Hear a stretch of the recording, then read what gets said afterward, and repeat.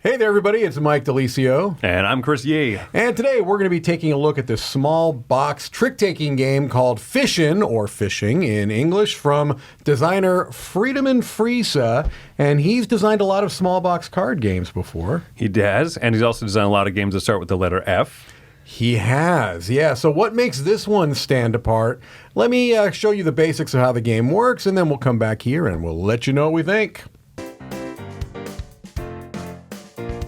Before you begin a game of Fishin', you're going to have to set up what is known as the ocean deck. And so you're going to separate out the cards based on the number of stars on the bottom of the cards. You'll shuffle up each stack and you're going to place it so that the 5-star cards go at the bottom, put the 4 cards that have been shuffled on top, then the 3, then the 2, and then finally the 1, so that you have kind of this randomized, to some extent within the stars, but sequential from 1 to 5 going from top to bottom to create your ocean deck. The starting deck of cards is made up of 4 different suits with the values from 1 to 10. And depending upon the number of players in the game, you're going to be including some or all of these cards for the beginning deck. Fishin' is a 3 to 5 player game, and so depending on the player count, you're going to do the following. If you're playing a 3-player game, you're going to be removing the numbers 1 and 2 of all 4 of the suits, and also going to be removing the 3 of blue and the 3 of red, and you'll be then dealing out 10 cards to each player in the first round. In a 4-player game, you're simply going to be removing the 1s from each of the 4 suits, and you will be dealing out 9 cards to everybody in the first round. 5-player game, include all of the cards, and you're going to be dealing out 8 cards to each player. The trick taken in Fishin' is what's called must follow, which means that whichever card is led into the trick, whichever suit, must be followed by the players in clockwise order if they have such a card. So let's assume this is a 5-player game. The first player is going to lead out with a red 10. Every other player in clockwise order, if they have a card, must play one. So let's say that player 2 does this, player 3 does this, player 4 does this, and player 5 doesn't have any red cards, so they play that purple 4 off suit. The lead card was red, the lead suit was red, and so whoever has the highest card of the lead suit is going to win the trick. They're going to collect all of those cards that have been played into the trick, and they're going to be placing them face down on their Fishin' card. Whoever won the last trick will lead out the next trick, and then play will continue with players playing cards as they have them, either following the lead suit. If they have a card, they must. If they don't have a card, they can play off suit. And then the winner of the trick being the one who played the highest card in the lead suit and placing that card on their Fisher card. At the end of the round, which in a 5-player game is going to be after 8 tricks have been played, then what players are going to do is they're going to count the number of cards they have on their Fisher card, and each card collected will be worth 1 point. After you have counted those points, you're going to shuffle up the cards that you won from the last round, and you're going to be placing them as your stockroom stack on your boat. You would then move the round tracker down to the next round, and you would draw the number of cards that you would need to from your stockroom stack. So you have to draw 8 cards. 1, 2, 3, 4, 5, 6, 7, 8. They would have 2 left over. Those would stay in their stockroom for the next rounds, and then they would play with those cards. If, however, a player had won fewer tricks or fewer cards, they had put them over here, and now they're trying to draw 8. They have 1, 2, 3, 4, 5. This player needs 3 more cards. They would be drawing them from the ocean stack, which was that deck of cards I showed you at the beginning of the game with the number of stars going down from 1 to 5. This is going to be done in player order from who needs the most cards to come from the stack to who needs the fewest. So if no one else needed more than 3 cards, this player would draw those 3 cards from this deck and add to their hand.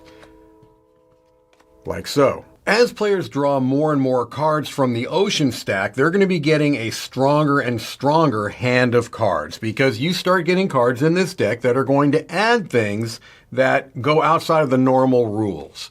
So you're going to, for example, find green cards in the game. Green is the trump suit for the game. So any card of a Trump suit is going to beat any card from a non-Trump suit. So if someone had led a red 10, which is the highest value card in that starting deck, and someone played the green 3, then they would win over that red 10.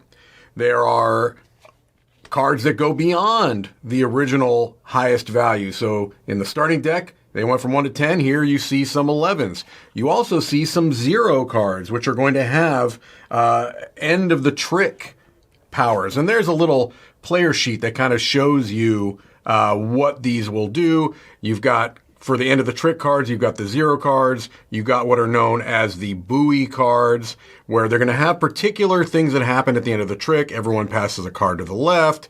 When you place this card on your Fisher, you immediately get -3 points, so you can kind of stick people with cards that will give them some negative points, things along those lines. Higher and higher numbers. And then as you get down towards the bottom of the deck, you can get some pretty impressive 17, 18-point cards, 15 of Trump, things along those lines. More and more of these power cards that will do various and sundry different features in the game, things along those lines. And again, there are player aids for all of those different types of cards. So you're going to play like this until you've played through 8 rounds, and at the end of 8 rounds, whoever has the most point wins fishing. Let's head back and let you know what we think.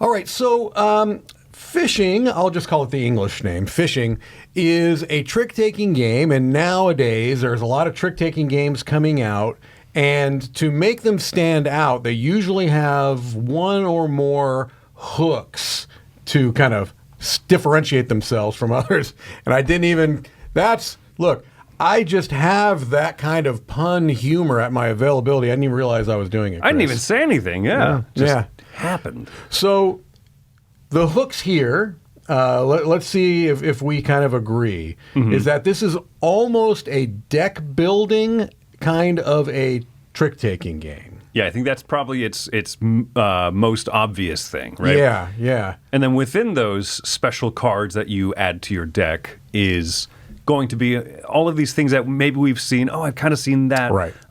Skip card, like, woo, I've seen that in a few out of the trick takers. Oh, okay, these ones have special trumps. These ones have special scoring condition cards, right? I don't know if there's anything in here that's like 100% unique, which is fine. It doesn't have to be. Mm-hmm.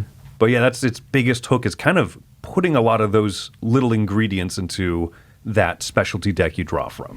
Right, and that is the thing that I think is what leads to the decision-making within the game that, depending upon your opinion of that kind of big hook, is going to be whether it's compelling for you or not. And I guess what I'm dancing around not very elegantly on here is that the design of the game is one in which timing is really going to be put to the forefront. And by that I mean, if you're winning a bunch of tricks, you're getting a lot of points. Mm-hmm. Because each card that you capture is worth 1 point. But what it's also doing is it is making your deck much larger. And you're getting less access to those bigger, juicier cards that are in the ocean deck. And so I think that you're going to have to be playing this game of what round, you have 8 rounds, what round do I want to win a bunch of tricks? What round do I want to kind of slough off as much as I can and lose tricks so that I'm drawing the majority, if not all of my cards from that ocean deck? Yeah, and it's interesting because the game has such that round structure, that a lot of rounds to it, you can kind of decide these interesting things. Well, I'm going to lose this trick either way. Mm-hmm. But I'm going to throw in the 2 to Mike because he's kind of ahead, right? I'm going to give him worse cards that will carry over for his later rounds. You can kind of play it at that like deep of a level, or you can kind of play it at, so to speak, a shallower a little bit of a level of like, I want to win a bunch of tricks. Oh, it's not going to happen this round. Let me just lose a bunch so I can get a bunch of new fun cards and see what happens. And I think that the game works well for either one of those dynamics. You can play this really thoughtfully, or I think you can play it just kind of, oh, this wasn't my round, but it's okay because I'm going to get loaded up. Yeah, that's actually a good point. I do think that this is a trick-taking game that could appeal to different types of groups. It could just be good for party gamers who are not going to put a tremendous amount of thought into it. They're just going to play some fun cards. Hey, I got to stick you with a -3 point card, that kind of a thing. And you can also be, I think, enjoyed by the really kind of thinky trick takers who are really putting a lot of thought into when they're playing particular cards. And, even as you get better knowing the composition of the ocean deck, kind of knowing to expect, okay, I know that we're starting to get into the 15 value cards in this area. We're starting to get these types of things. We're getting higher value trump, things along those lines. So you can play it in a very thoughtful and thinky way, and you can play it in a much more light and breezy way, too. I think that's probably one of his biggest strengths, because a trick-taking game that really stands out from a lot of other ones oftentimes kind of has some sort of really thinky, heady gimmick a lot of times, right? A lot of ones that I think that you and I really enjoy aren't as approachable because they have to have something like that. And this kind of feeds it to the new players slowly, right? Which I think is a nice feature of it. It's kind of like the Fabled, the same Fabled designer, Fruits. Fabled Fruits, and he'd had other few Fable games that were like soft legacy. They introduced new elements little by little, and this kind of feels like that with a trick-taking game. Yeah, you can definitely feel that DNA in here. You don't even start with a trump suit. You know what I mean, in the first round. Yeah. So yeah, it definitely progresses forward. And so, do you want to just get into some final thoughts? Yeah, I think that everything about this, even down to a lot of times we make fun of how 2F Spiel, Friedemann Friese games look, but I think that this has a very specific charm to it. I really like the look of it. And it ties in well with the fact that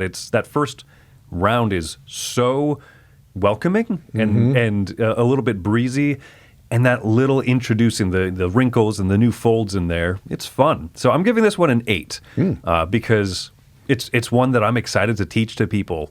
I see why it has to be 8 rounds, 8 hands, but it does feel a tad bit long. Yeah.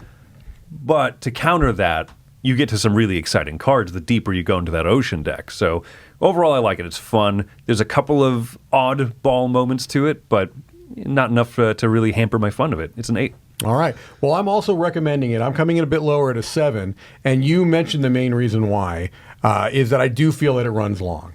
I do feel it runs long, but I also agree with you that that's a necessity of this design to be able to get the experience that you want out of it, right? And so that's just going to be, more or less important to you depending upon your proclivity for card games. If you're okay playing a card game that can run, 40 minutes, 45 minutes, then that's not going to be an issue for you. If you're used to much breezier, trick takers where, you play number of rounds per number of players or whatever, things like that, it may feel a little bit longer. And the other reason that it's not coming a little bit higher is that I feel like to a small extent, it's a game of diminishing returns. I will tell you the best games I had of fishing were my first 4 games. That discovery, the feeling of, oh my gosh, this is great. And it is. You know what I mean? Those first few games, I think, were if I would have rated it after the 3rd game, probably an 8 or an 8.5 even, But as I played it more, some of that novelty starts to wear off a little bit, not to the point where I don't recommend it. I think it is a solid trick-taking game that I easily recommend. I just have a couple of caveats. I like those points a lot. Yeah. All right, well, that's going to do it for us. I'm Mike DiLisio. And I'm Chris Yi. And keep on fishing for good games. Good jokes.